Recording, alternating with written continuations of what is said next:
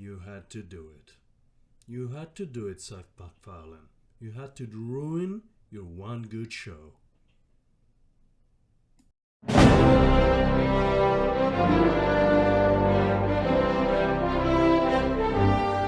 Hey everybody, welcome back to the channel.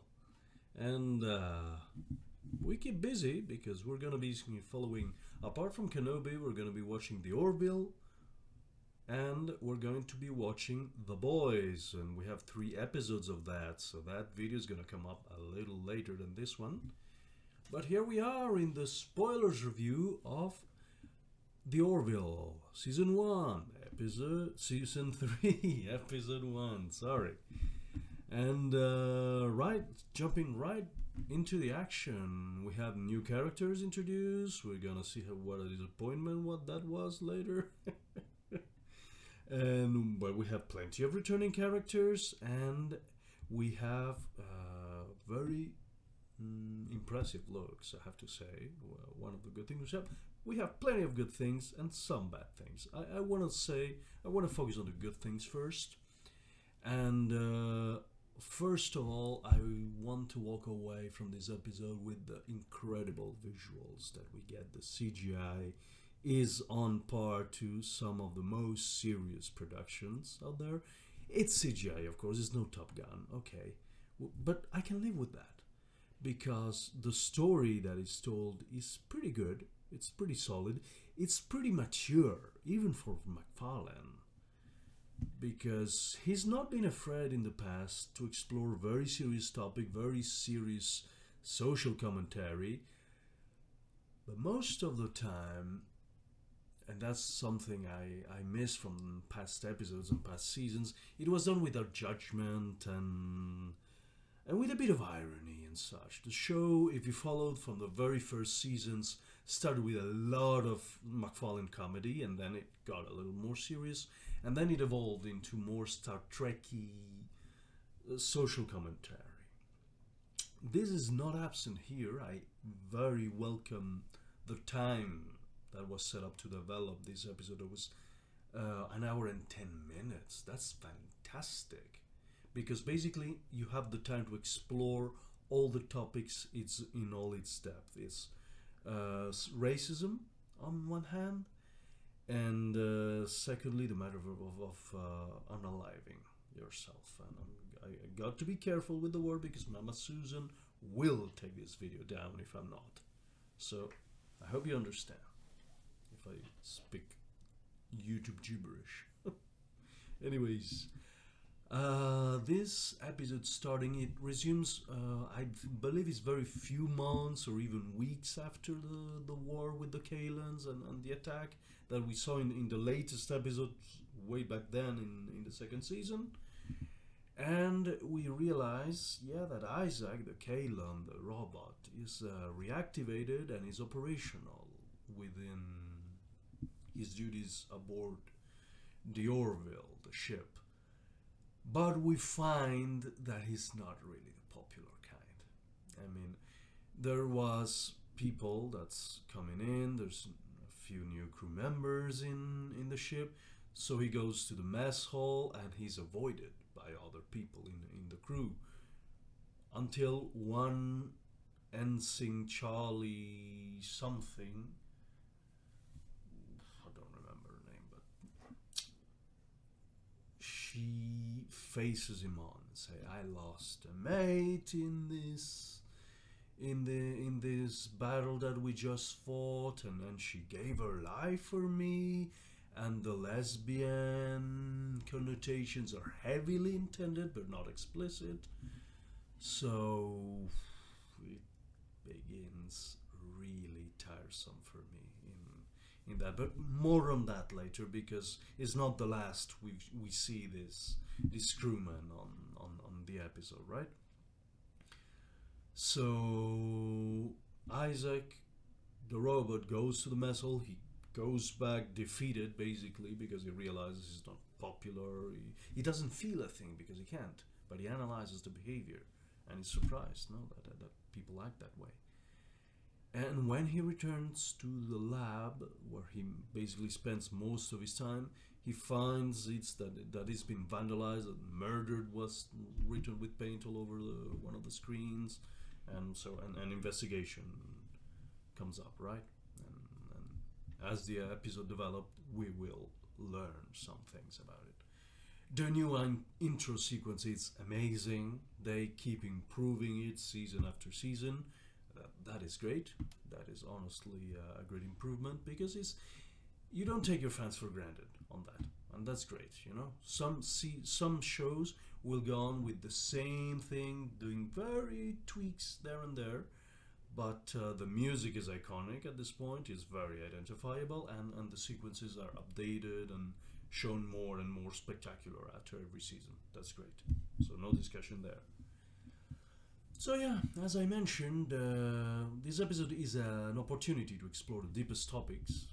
In this case, what Isaac just suffered, racism, a la Star Trek, The Next Generation, maybe even Deep Space Nine, which was much darker, but it was honestly one of my favorite shows ever. Even if the cast was everything but liberal, you know what I mean. But they understood their place when back then. I mean, and that was fantastic. That was fantastic. But yeah, the show picks up on what Star Trek these days cannot achieve. You will never see a review of Discovery in this channel. I will not waste my few brain cells remaining into that after abusing alcohol. I prefer getting hammered on vodka, which I hate, than to watch Star Trek Discovery. But yeah, and the thing is, this show is written a la Star Trek, but without writing pure cringe. I don't know what you mean, huh? Right? I mean, I think you know what I mean. Star Trek today is pure cringe. Honestly, it's an unwatchable show.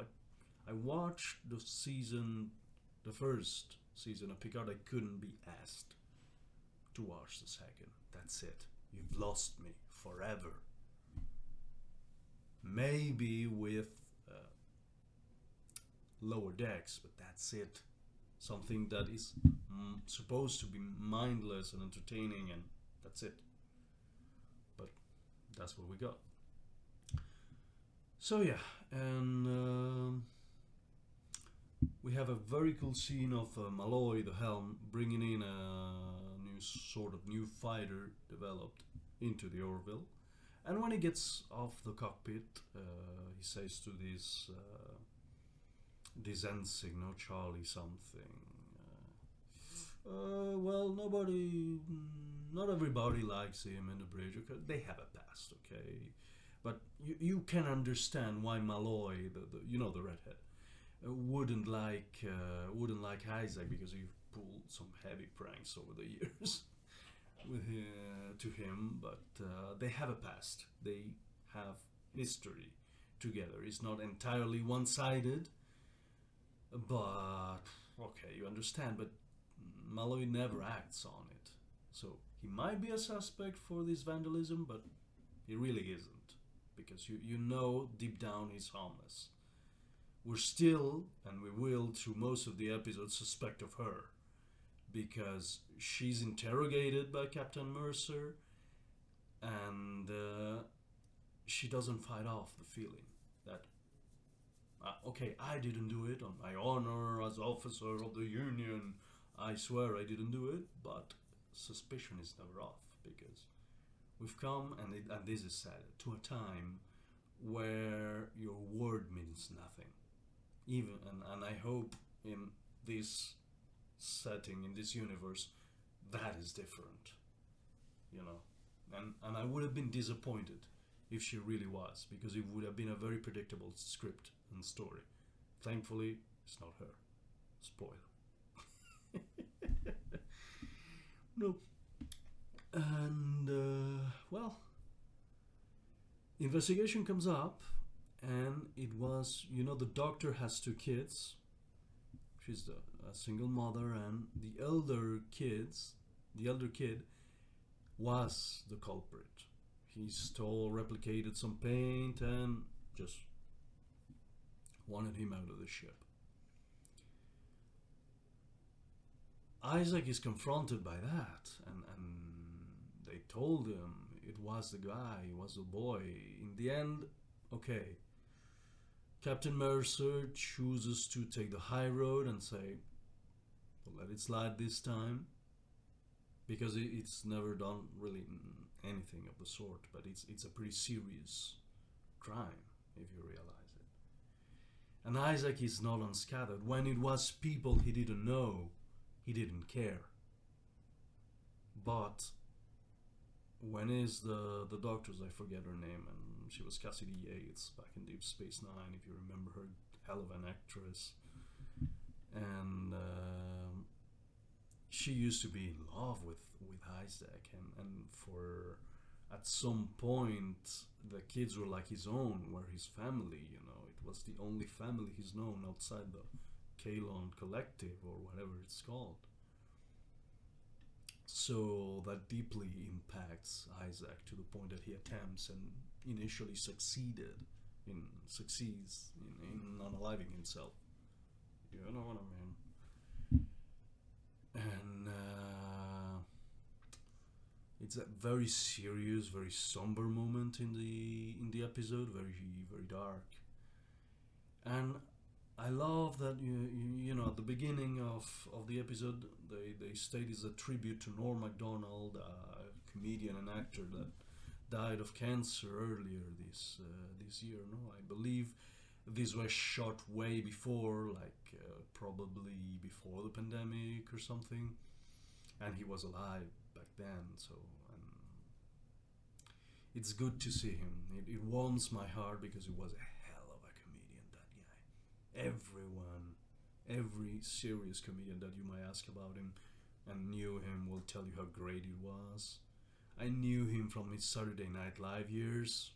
I was living in a place where I could watch that, basically. Not in Europe, sadly. And it's good. It's good to see him in his character, you know, the happy blob, Yafid. I don't know what they will do about him and later in the show, but it would be good, like, don't know, send him off in a promotion or something, because it's really, really sad to have lost such a great man.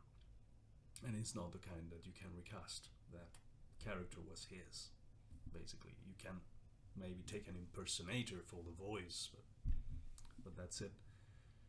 But yeah, we see a bit of Yafid action, getting into Isaac's circuits, trying to reanimate him and everything, said everything is fried, we can't do anything about that. And, well, I'm happy. He's still part of the crew, and we'll see how the show was developed as the season progresses, right? So yeah, then we move on to a scene with the chief engineer after sex. Lamar is great, but honestly, some scenes we can do without, man. So, and he's discussing distressing alien philosophy, because the alien he bangs, basically in her home world, they don't care about suicide, they consider it a personal choice, and very fucking disturbing, honestly. But suddenly in bed, Lamar has an epiphany. So he gets up on a rope, he moves back to engineering, and he grabs like a piece from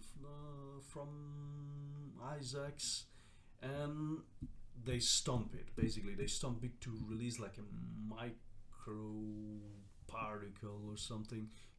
It's explained in the show, but Tragno, Babel, and me, we don't get together that much. Anyways, basically, they find a way to resurrect him. But call back to the fighter scene. They test drive the fighter. Malloy is flying, and the young ensign Charlie something is basically flying the drones, and she is written, and here where the script starts to fall apart, and that's a fucking shame. like she has like a power that she sees in 4 dimensions and whatever, and only her can do it, and it's like a one in a generation. Mercer says. Guess who they need? Guess who they need to like reassemble Isaac with the superpower? Nobody else in the universe. Nobody else has this power. Only the racist little ensign. I don't know. They should have made it the full package. It's a miscast. You should have cast a black lesbian woman with 300 pounds. And that would have been the perfect cast for this role. It would have been the perfect fit. Okay, moving on. They need her, and Ed Mercer initially says, "We need you, but only if you want." Like, and it's a moral conundrum that shouldn't be there, because the captain can and eventually will order her to do it. But what happens? We have a very timely interruption by the Kalon that attack again the ship. The ship is traveling already and such, and they attack him. So another good reminiscence of Star Trek. They hide in a gas giant, and they pull a very creative maneuver, because the Kalon cannot see them inside the gas, but they can detect an explosion. So what they do, they load all the torpedoes in the ship in a shuttle, and they blow up the shuttle. So the Kalon think they're dead. Whatever, they're gone. So they can't escape. I don't know, if they sneaked upon you and almost killed you, chances are they're gonna see you coming out. But creative writing, okay, everybody takes their licenses, it's fine. I'm not gonna complain about that. So we're back to the moral conundrum. Ed Mercer orders her, this time she is ordered, to use her talents and bestest girl ever powers to save and resurrect Isaac, which she doesn't want to do. So eventually she talks to the boy, to the little vandal, Marcus Finn. Oh, Dr. Finn, of course. You know, I should read my notes more often. And then what happens? Eventually she comes around to helping. But when Isaac is resurrected and does a sour note, she says, "I didn't do it for you." Then why did you do it? I mean,